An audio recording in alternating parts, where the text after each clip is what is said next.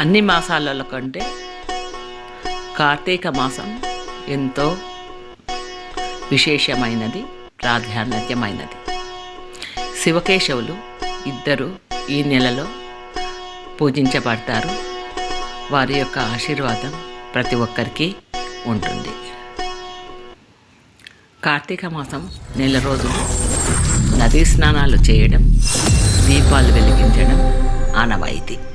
ఈ నెలలో శివుడికి అభిషేకం చేయడం, ఫ్రెండ్స్, శివారాధన చేయడం, వెల్కమ్ టు మై ఛానల్, పారాయణం చేయడం ఎంతో ముఖ్యం.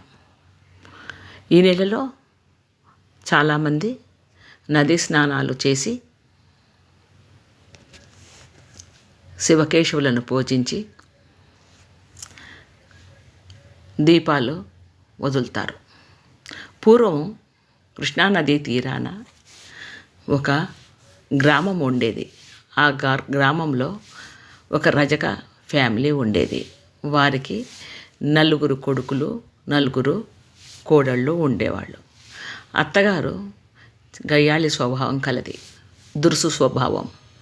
పెద్ద కోడలు 4 చాలా బాగా చూసుకొని చిన్న కోడలతో మాత్రం సరిగ్గా ఉండేది కాదు.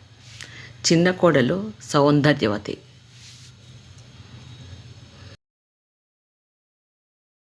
ఆమె పేరు పోలి. పోలి అనుకూలమైన స్త్రీ. ఇంటి పనులు బాగా చక్కపెట్టేది. బట్టలు ఉతకడం, వంట చేయడం, ప్రతి ఒక్క పని తనే చేసేది. అత్తగారు మాత్రం ఎంత పని చేసినా తన చిన్న కొడుకుతో కోడలు గురించి చాడీలు చెప్పేది. పోలి భర్త కూడా తల్లి మాటలే వినేవాడు. పోలి ఎంతో బాధపడేది. అత్తగారు మాత్రం 4 కోడళ్లను తీసుకొని కార్తీక స్నానాలు, దీపాలు వెలిగించడం అన్నీ చేయించేది. పోలిని మాత్రం నదీ స్నానానికి కానీ దీపం వెలిగించడానికి ఎలాంటి ఆస్కారం ఇచ్చేది కాదు. పోలి ఎంతో బాధపడేది. తను కూడా దీపం వెలిగించాలని, నదీ స్నానం చేయాలని తనకు చాలా కోరికగా ఉండేది. దేవునితో అనేకసార్లు తన ప్రార్థనను విన్నవించుకునేది. దీపము వెలిగించాలని ఎలాగైనా కోరికతో తను కూడా కార్తీక మాసం ఎలాంటి నూనె కానీ పత్తి కానీ లేకుండా చేసేది. అత్తగారు తోటి కోడళ్ళు నదీ స్నానానికి వెళ్ళిన తర్వాత తను మజ్జిగ చిలికి వెన్న చేస్తుంది. చల్లకవానికి ఉన్న వెన్నను కరిగించి దూదితో ఒత్తి చేసి దీపాన్ని వెలిగించి ప్రార్థన చేస్తుంది. అప్పుడు శివపార్వతులు పోలి యొక్క భక్తి వారికి నచ్చుతుంది. పోలి యొక్క నిరాడంబరత, భక్తి, విశ్వాసము చూసి శివపార్వతులు ఇద్దరు ఎంతో ఆనందపడతారు. ఇంద్రుడిని పిలిచి శివుడు కైలాసానికి తీసుకురమ్మని, పుష్పక విమానంలో ఎక్కించుకొని రమ్మని పోలి దగ్గరికి పంపిస్తాడు. పోలి శివాజ్ఞ మేరకు పుష్పక విమానం ఎక్కుతుంది. నదీ స్నానం చేసి ఇంటికి వస్తున్న పోలి అత్తగారు, తోటికోడళ్ళు పోలి పుష్పక విమానంలో ఉండడం చూసి వారు కూడా పోలిని పట్టుకొని పుష్పక విమానం ఎక్కాలని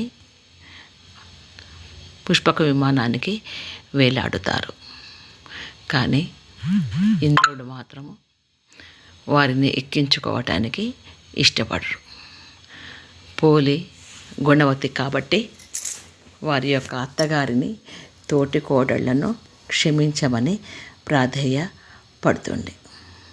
పోలిని ఈ విధంగా కైలాసము తీసుకువెళ్ళడం జరుగుతుంది. శివపార్వతులు ఆమె యొక్క భక్తికి ఎంతో స్పందిస్తారు.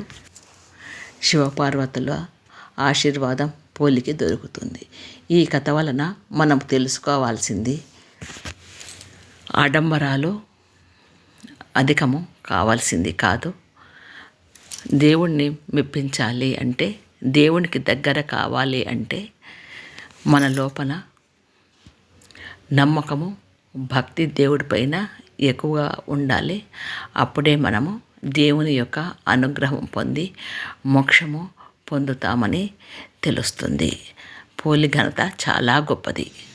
మనమందరము పోలిని ఆదర్శంగా తీసుకోవాలి. కార్తీక మాసం చివరి రోజు అరటి దోణిలో ఒత్తులు వెలిగించి నీళ్ళల్లో వదలాలి.